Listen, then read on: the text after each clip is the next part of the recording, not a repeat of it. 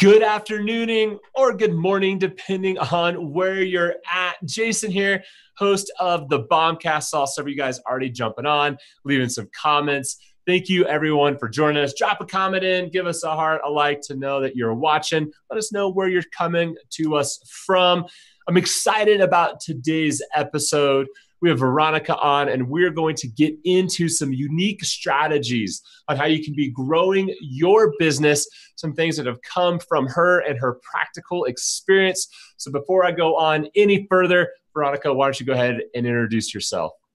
Hi, everyone. My name is Veronica Figueroa. I am a real estate broker. Currently, my brokerage is Remax Innovation. I run the Figueroa Team, and I'm just uberly obsessed with real estate, all things real estate, good, the bad, the ugly. So hopefully we can have some fun and talk a little bit about that. Absolutely. I'm seeing a bunch of people dropping some names in, some viewers that are always with us. Ryan, what's up? Good to see you as well. We got Jerry in Nova Scotia, which is awesome. Welcome, guys. Excited to have you on. So as Veronica mentioned, she's running a real estate team. If you're not in real estate and you're watching, it's okay. There's some important principles, some things we're going to be talking about today that will make a ton of sense for you in your business that you're going to be able to apply. So just know that. So thanks everyone for jumping on. Anthony, what's up? Welcome to the BombCast. All right, Veronica, let's jump into this. I'm curious, as we kind of did some of our prep and our understanding a little bit about your business, you were kind of talking a little bit about how you've grown over the course of the last few years. And one of the things that I kind of wanted to get into is a little bit of your story on deciding, I think you said it was about 2014, to really double down on digital marketing. Kind of take us back to pre-2014. What were you seeing kind of in the landscape that really led you to make some of those decisions? Thank you, Jason. And before I kind of go into that, can you see me? Yes. Yeah, okay, good. I lost my link there, but hey, I can hear you, so that's all that matters. I think we talked a little bit about that. I did decide to double down. Back in 2011 and 12, we kind of were exploring the idea of this online lead or online digital presence, and we sucked at it. We were so bad at it. We considered every lead a bad lead. We considered everything complicated. And later on, we just started kind of taking the approach of saying we're just not good at it. We're going to step away and just do what we do well, which is referrals, networking, and being entrenched in our community. But I always kind of felt this desire to explore it a little bit more. And I started reaching out to people who I felt either were doing things better than us or in a different space that I felt they were a lot more advanced. And I just got curious, asking them, why is it that you are investing in these systems? I had Boomtown, and I was the worst Boomtown client ever because, we didn't understand the concept behind the proper nurture or the proper campaigns. But because I don't like to quit things and I always want to explore things a little bit deeper, that curiosity allowed me to fuel the desire to want to learn more about it. So we started really learning the concept behind good drip campaigns, the concept behind speed to lead, which, we thought, okay, we can get to the consumer whenever we want, and started realizing the DNA of an online or digital resource or lead, would you say, is different than the person who's walking into your office or that you meet at an open house or you meet through your sphere. So we started realizing like, oh my gosh, we can be entitled agents. We have to actually really, really get to this consumer quickly. And although we're oftentimes deflated because we realized this person back in 2011 and 12 perhaps wasn't ready to buy yet. They just wanted some information. But then we slowly started realizing, wait, if we stay in contact with these people, next thing you know, we're closing them, we're closing their family, we're starting to build relationships with them. So once I started kind of realizing that, I said, I'm all in on this. What else is out there in the digital space? What else is out there in, branding and marketing to attract consumers? Pay-per-clicks obviously were a big thing. And everybody was jumping on the pay-per-click bandwagon. But I think that we realized we don't just want pay-per-clicks. We want to realize we have an entire system to help us convert at a high level. And I think 12 to 18 months in, after not giving up and really nurturing and learning that this is something that can connect us to more consumers that perhaps we would have never met had they not seen us online, or had we not invested, in our business. And slowly but surely, we started seeing the conversion rates increase, and it was exciting. And then other big companies that we had fired at one point, Zillow was one that I didn't understand Zillow when I first signed up with them. And I think I canceled my credit card within, the first 6 months when I was back in 2011. And then I came back to them in 2013 saying, I want to learn more. And I just started again, like I said earlier, when we were talking, double down on everything I was doing. If we'd make $1, we'd reinvest $1. If we'd make $2, we'd reinvest $2. And next thing you know, it just started having really good ROI for us, and our conversion rates skyrocketed. So I want to kind of get into, for everyone that's watching again, thank you guys for joining us. I saw a bunch of people join in. BombCast, Jason here with Veronica. We're talking business growth, unique strategies, how Veronica has grown her real estate business. Michael just commented, he's not in real estate, but he's always getting knowledge from the BombCast. So thank you. But one of the things you talked about really kind of making that investment and understanding the system. And I talk to a lot of people, both, real estate agents, mortgage officers, people kind of all across the spectrum, who will invest into some technology, will invest into something and give up 5 months in, give up 6 months in. How important is it to get in and really understand how the system works and make that time investment before you start seeing a return? I think we as agents have a really bad reputation that we want instant gratification. I also wanted that because, we're just wired like that. But as I started maturing as a professional and a real estate agent that really wanted to be in this for the long haul, I knew I needed to invest the same way I invest in my personal sphere or my community. I couldn't give up. I couldn't just do one mailer and expect the entire community to list with me one time. This had to be a process. I had to continue to nurture it, no different than this online lead, investment. And it wasn't just $1. We had to make sure our website, our presence, everything looked attractive, that we didn't look like we were, just average. So we just realized that it wasn't just the monetary investment, it was the time.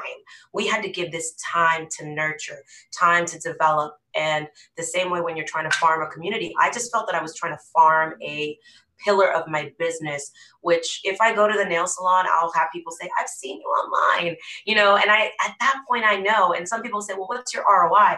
That plays into my ROI. I'm sorry.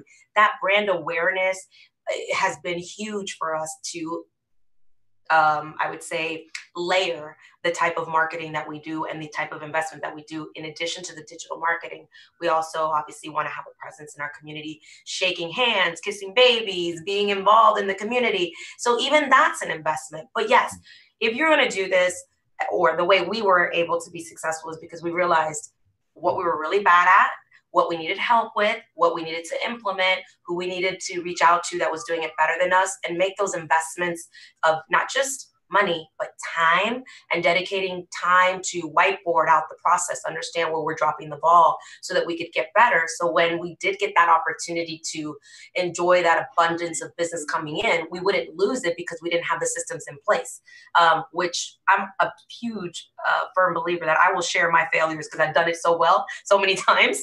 But oftentimes, every once in a while we'll have that big win because we're like, this made sense. I'm so glad we implemented these systems that although we may have gotten it wrong the first time, we never gave up. Right. So, and again, just a few more people just jumped on. So welcome to the BombCast. Jason here with Veronica. We're talking business growth strategies, digital strategies. If you're just joining us, and I want to get into a little bit about, as you develop this process, as you develop the systems, you also just kind of mentioned a little bit about something I think is really important about becoming that kind of local expert, so that when people see you in the nail salon or when people see you in the different areas, they recognize you and they see that the real value that you bring to your area. How did you guys pivot from just lead generation into becoming that local expert so that people kind of knew who it was that they were working with? I think I became pretty laser focused on that back in 2010 or 9. So I was the person that was driving around everywhere. You want to see a house, I'm driving an hour, I'm driving 45 minutes, whatever. But I really wasn't running a business that had, I would say, the goodwill other than friends and families and people that knew me. I wanted to build upon something that I could also let work for me. And I knew that's when I started to, I knew I needed to start farming a specific geographical area. And I think the word farming kind of gets thrown around a lot. People just think mailers and just flyers in the, neighborhood and having a couple signs in the yard. But I started getting really involved with the business owners, all the business owners that I knew had businesses. And I would make it a point to say, how can I help your business grow? How can I help learn what your ideal client looks like? Who do you want to, attract? So I started having happy hours there. I started having community events at their businesses to make sure that I could leverage them to help me become the first person they think of when they hear someone wanting to buy or sell. If there was a co-marketing opportunity, if there was something that I could do with them, I was the first person saying, sign me up, sign me up. I'll find the money. I'll find the opportunities. I'll bring people in. So in 2009 or 10, it kind of went back to this little, if you tell me I can't do something, I'm usually going to explore it a little bit more. The community that I lived in, someone pretty much says, you can't break into that community, Veronica, so-and-so has it on lock. And I just kind of kindly said, well, there's a new sheriff in town and I want a piece of it. And I kind of just said, what are they not doing? Because they have been in the community for a long time. And there was a little bit, in my opinion, a little complacency, with all due respect. But I said, well, I'm hungry. I have the desire. And I just started doing the things that they weren't doing, but I felt were aligned with me. And I just made sure that instead of just focus on residents, I started focusing on businesses and the business leaders and the people who felt had an influence. And it wasn't about me, because I would never ask them, hey, can you send me clients? I would ask them what's important for their business. And ultimately, they just started trusting me. And next thing you know, I have my banners in restaurants. I have my name on menus. We have our pictures at every event that they had, and they would invite us because they felt that we were a pillar in the community as well. So I started farming really deep with businesses and community leaders, and then little by little it just trickled around. And obviously the community events we would do showed the community that we cared. But yeah, I realized that back in 2009, really took off in 2010 because I was laser focused with it. So I think what's interesting here is, so kind of just in your growth, you started kind of in the physical world doing that kind of stuff, shifted into the digital space and really doubling down on that. How have you kind of now found a way to blend those two things? Do you still have a physical kind of presence in that way and what you're doing digitally? That's kind of where we were at that got you here. Tell me a little bit now, how do you see those two strategies really meshing? Oh, I think they're so important. And, I have a very large digital presence in my area, but the local connections are the most important. Being present in our community is still 100% our focus. There's not enough digital presence that can replace the authenticity of meeting people at community events or feeling like you're giving back. So for me, meshing those two together was a win-win situation. And sometimes we feel like we don't have it, all figured out. But guess what? Every 4th of July, we're going to be out there with our hot air balloon. Absolutely Avalon, when it's spring, we're out there giving out things for the kids. We just did an open house yesterday where we brought out the ice cream truck because the house is right by an elementary school and we've got to get some exposure. And we're meeting the neighbors and we're meeting the kids. And it's nice that they say, you're the Zillow girl, or you're that girl I see all over online, but I want them to also know that I'm part of their community. So for me, that's the big win. When they can see me online and they can see me also in the community. We make that connection. And ultimately, I just want an opportunity to smile, speak to them, and show them that we're real people. We're real people who genuinely care about their business. Or doing business with them, and getting them the most for their house. Right. I love that. I think it's something that's so important. And if you're just joining us, welcome to the BombCast.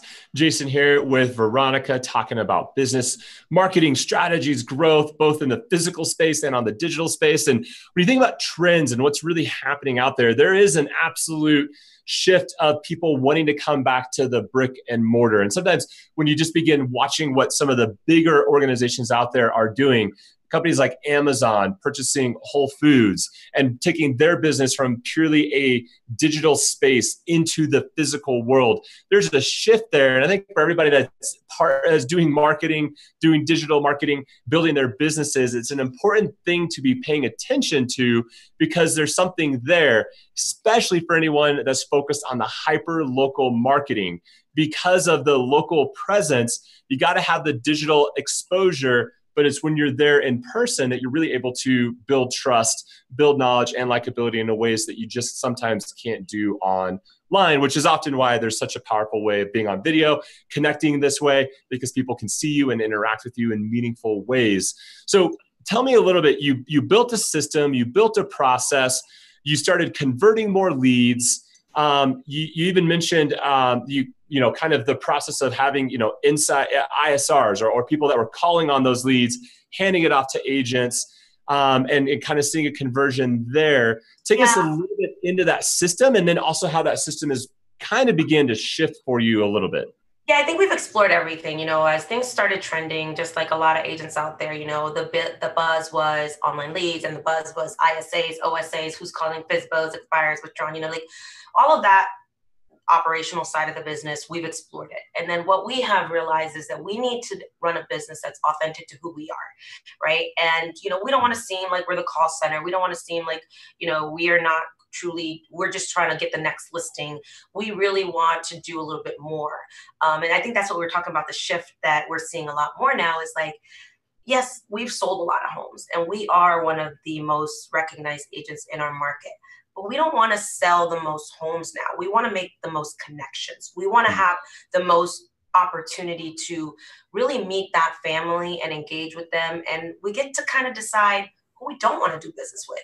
And I think we're shifting more into an era where that's happening. And the ISA model for me, when it was like a call center model and flipping it to the agent, sometimes it works, and we did okay with it. But then I also know I want my agents to be the front line of, the frontline opportunity when that person is ready to speak to them, not add an internal ISA on top of that. So I'm shifting our ISAs to model to be more of a back-end concierge service, a back-end model of just saying, hey, you know what, you spoke to our agent, Beth, and Beth said wonderful things about you. Would you, we just wanted to get a little bit of feedback about how your experience was.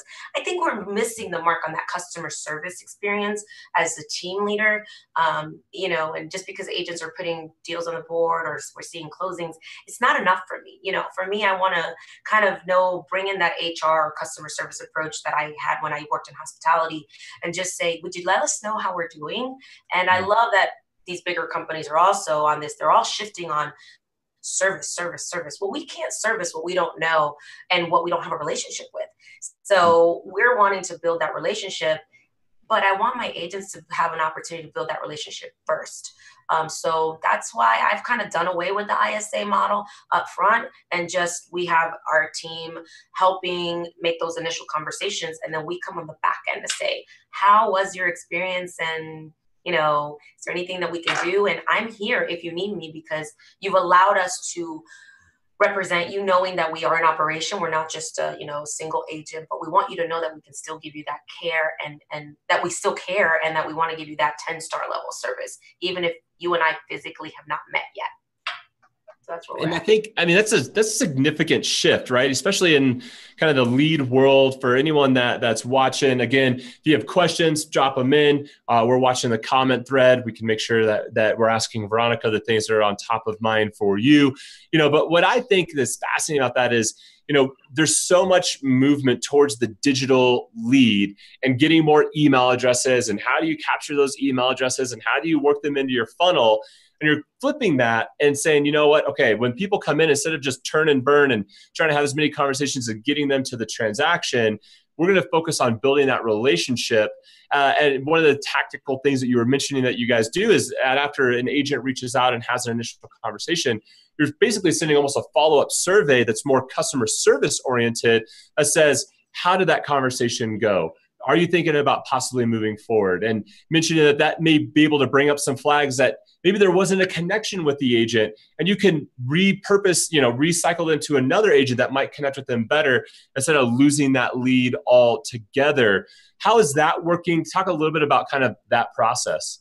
Well, we currently use Better Voice, and actually we're moving to a good friend, Jesse, Call Action. Love his product. He's amazing. Yep. He's figured out, I believe he's cracked the code on being able to have authentic conversations, yet still getting the agents engaged. And it's perfect for us. But all of our agents, all of our calls are tracked and they're recorded. So for training purposes. So we listen to see, was there a missed opportunity on our end? Did we not discover did we not ask the right discovery questions to understand what that person's Ford is? And on the last PitchFest, I think I mentioned Ford. Some people didn't know if I said the letter for, the word for or Ford. It's FORD, family, occupation, recreation, and dreams. Did you discover enough of the Ford? And sometimes we can't get the entire answer, but at least we're moving one step closer towards that opportunity of a consultation in the office, or when are we meeting with them? So by us listening to our calls and utilizing it as a training opportunity, it's not because we want to micromanage them. It's because we want to make them better. And we want to make sure the consumer got the best experience, which we realize we're not the golden child. We have to still figure these things out. And as you're training agents, and they're developing in their confidence in this industry, sometimes that's the biggest challenge, is letting them know, no, we're not just giving them 123 Main Street that it's pending. We have to uncover the most important thing. What's their agent's name? How soon are they looking to be in their new home? And, what are some of the objections that we're going to have, which most of the seasoned agents who are listening probably agree that's the end goal, right? We want to discover more to understand how we can truly transition this person during this journey and get them one step closer to becoming a homeowner or selling their home for top dollar. I love it. And I think that's going to be one of those things where more and more consumers are beginning to expect that type of experience, right? I mean, if it's one of those things industry-wide, if you're not keeping up with what the consumer's expectations are, then all of a sudden you're missing opportunities. And I think at this point, most people are expecting an incredible experience. And that's one of the key ways to differentiate yourselves, is by being able to do that when everyone's dealing with the same product, quote unquote. You have that ability to create a better experience. And tell me a little bit about the philosophy. And I just love this. And if you haven't watched the PitchFest, we hosted an event with Curator it was maybe about a month and a half ago now, back in March, where we brought on agents and coaches and talked about overcoming objections and let people basically give their pitch. And Veronica was our winner in the buyers category. So in the buyers category, she gave a pitch that of the thousands of people that were watching all agreed it was the best pitch. But one of the key things that you talked about in that pitch was basically giving us an opportunity. Talk a little bit about that philosophy that you have and how you've integrated it into your agents. For me, it's important for us as agents to acknowledge that buyers and sellers don't have to use us. They choose to use us, right? We're in the information age right now that, they can get a lot of information. They know who's the best agents, they know, or so to speak, on paper, right? Or what they're looking for. So when we get to speak to someone, I always let them know that I understand they have choices, that, we aren't guaranteed that they're going to work with us. So it's our job to give them enough information and value that they feel so confident that they made the right choice. And I reaffirm that a lot, letting them know, we understand you have choices, and we're so grateful that you gave us an opportunity to understand what you're looking to accomplish. And by me understanding what they're looking to accomplish, then I know if we're a good fit for them. If we're not a good fit, maybe their expectations are just completely unrealistic, or we just can't accommodate what they're looking for.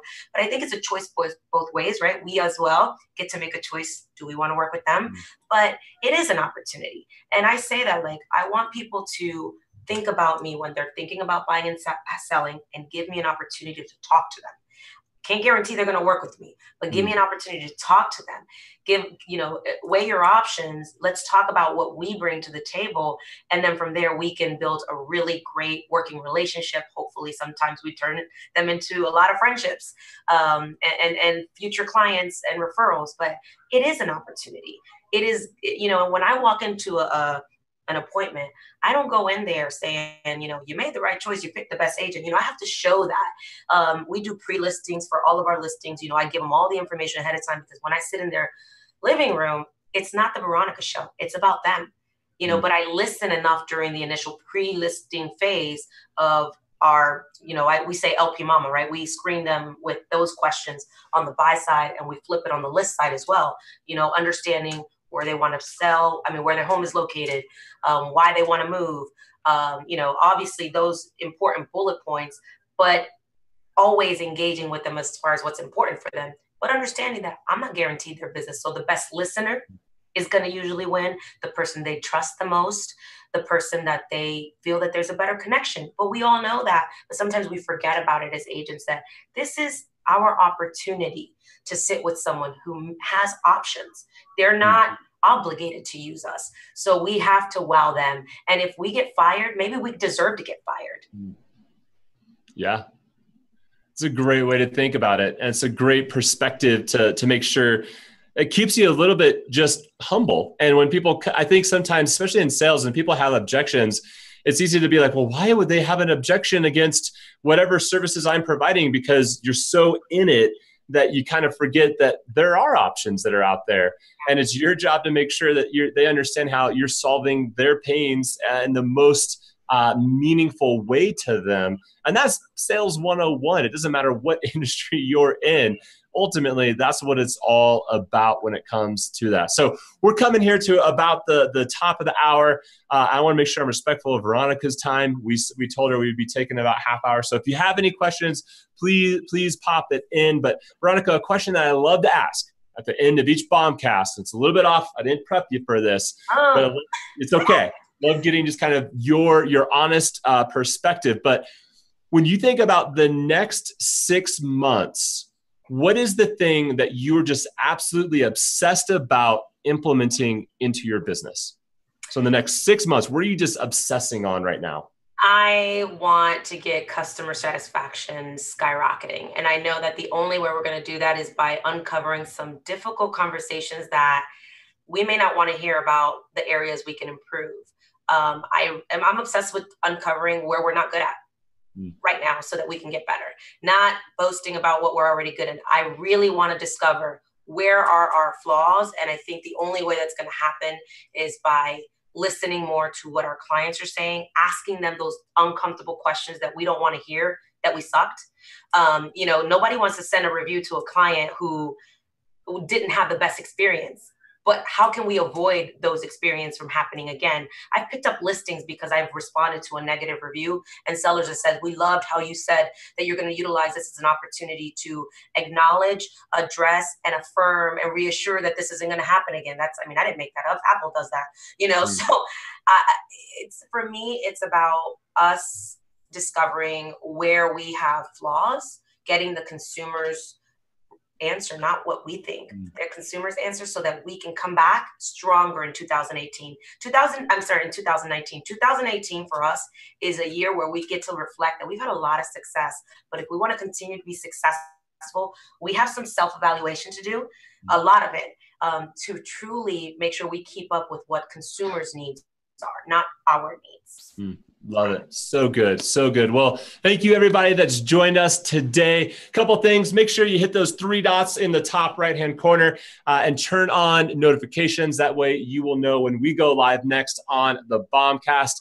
Next week, we have national speaker, coach, consultant Katie Lance coming on to talk about key marketing strategies in your business. So you're going to make sure that you join us for that. It'll be the same time, same place. Veronica, thank you so much for being on. A ton of really wonderful value that you've brought to the audience today. So thank you. I appreciate it. Thanks for having me. All right. Thank you, everybody, for tuning in, and we'll see you guys next week. Bye-bye.